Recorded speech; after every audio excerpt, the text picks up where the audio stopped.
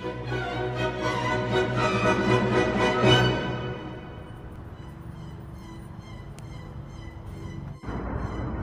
hi, didn't see you there.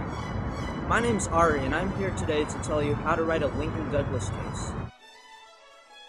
Okay, so right now I'm just going to teach you guys how to run a basic case, which I call a base. So let's go through that. So Lincoln Douglas is a values debate, which means that your whole case revolves around some sort of paramount value. So you always start with introducing a value into the debate. Most commonly, people introduce values of morality, state legitimacy, or justice. Those are just some common ideas to start with. So Ari, what comes after a value? Some of you might ask. Well, that's an excellent question, because after the value, we move on to the value criterion, or the standard. So the value criterion is basically a way we can uphold or achieve the value.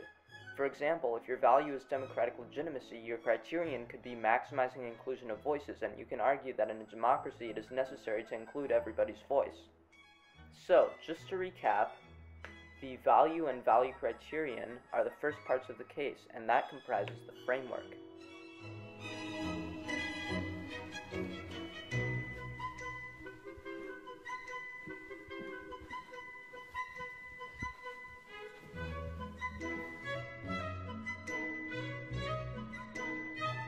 So after you've established a framework in your debate, you're going to want to move on to the contentions.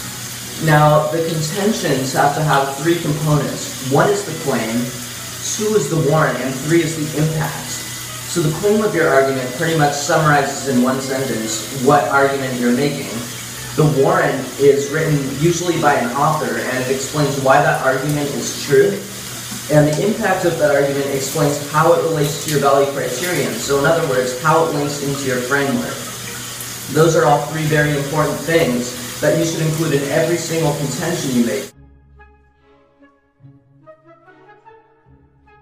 So let's just recap for a moment here and talk about the vital components of a successful Lincoln Douglas case.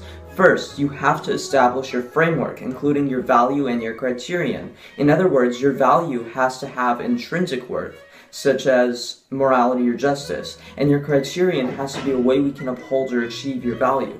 You have to remember to include both of those in your framework. Moving on after that, you have the contentions.